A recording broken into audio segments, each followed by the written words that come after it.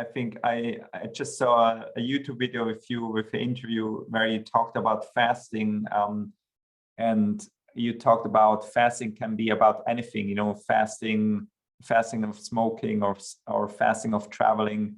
I really like this more the philosophy behind fasting, what it actually means to you. Maybe you can elaborate on that because I think it's more something of philosophical nature, and that's maybe goes back to your connection with what you have done in traveling, but also why you're in Greece now. So it has to do with wisdom and traveling and curiosity. Well, in Greece, I'm doing anything but fasting because it's just eating all the time. The food's so good. So I feel a bit guilty talking about fasting after a giant lunch. But fasting in many ways has been part of humankind because food has never really been easy to find. So we evolved in a fasting and feasting environment, right? So when you have the harvest, you're feasting, but we used to have the fasting as part of that cycle. And now we're just feasting all the time. So you stuffing your bodies with easy sugars that we have evolved to process. And we end up having all sorts of metabolic diseases. But another really interesting element is mind control, like self-control of being able to say, okay, I could stop eating right now and eat again in 2 months. I mean it, like if I stop right now, in 2 months, I can eat again and know more or less what I'm going to be waiting. I know what the process is going to be like. And even though I have no interest in doing it, the fact that I know that I can is really empowering, right? So it allows me to make better decisions because it's a bit like you run a marathon and you bust your knees. True story. Like I did a marathon with barely any training and my knees hated me for a year until the tendonitis got fixed. And I don't have to do a marathon. Like I enjoy much more hiking and mountaineering than the whole jogging experience of an intense and relatively stable effort. But I know that I can, right? At least I could. And I know that I could most likely get back in shape to do something like that. So I think that fasting, it just happens to be one of the things that it happens to also to be more popular now than it used to be before, because it's very linked to religion or spiritual practices. But lots of people are realizing that it has many health advantages. And that was part of the journey, right? I started fasting for first time was 7 days. It's absolutely horrendous because I had never done it before. So everything is new. And you're worried, as in, is that something that I can do? No, I have no reference. And then I started reading more about it and figuring out that there are lots of reasons to do that. And I like to explore, right? I'm a member of the Explorers Club for other reasons, not fasting. And it became a quest in terms of what are the limits of human resilience and recovery capabilities.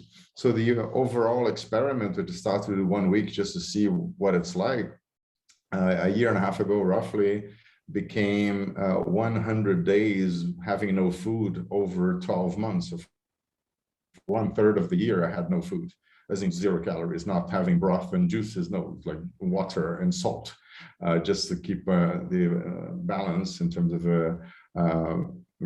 electrolytes. And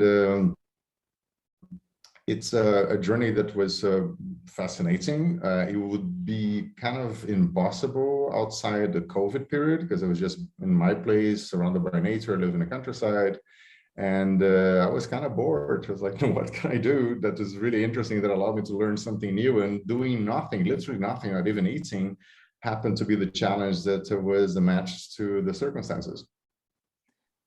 Yeah, you touched there a few points. Like when I've done some fasting, I've done intermittent fasting for years, but the longest fasting I've done was 3-day fast. So it's not really a long fast, but I think most people or many people haven't even tried, you know, going past 1 day or 2 day, because it just seems so unthinkable to do that.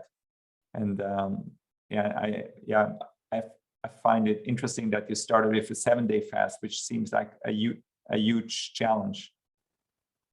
Yeah, but I knew it was possible, right? So I had enough information to figure out that this is doable. I have heard of people, and I heard about the outcomes, and I started by trying to figure out, when do people start dying of this? And the answer I found was 26 days.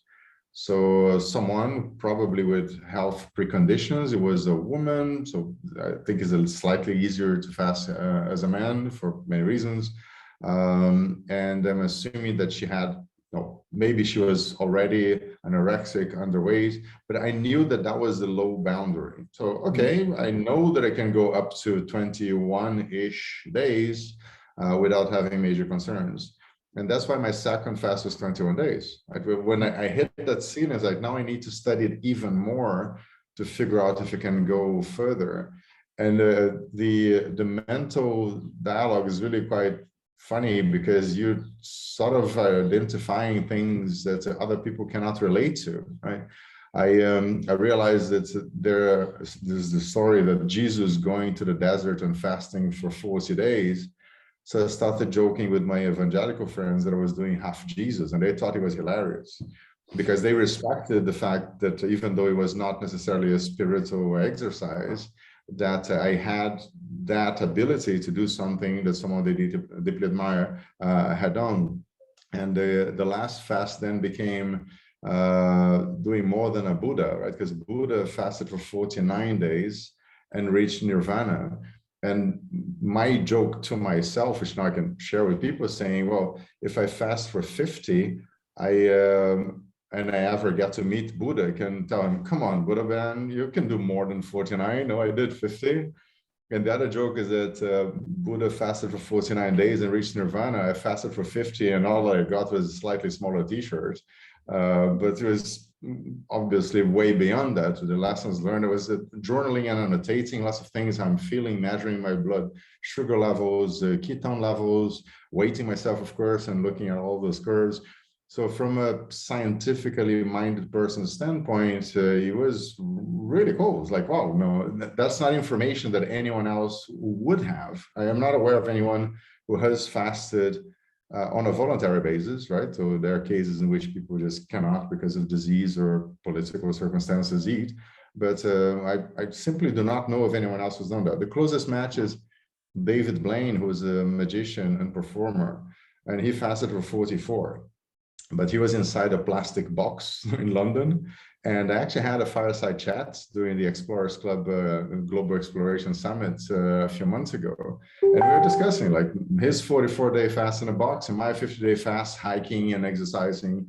So I would go to the gym and lift weights on day 50 of the fast. I went stand-up paddling on day 50 of the fast. So I was really trying to push as hard as possible.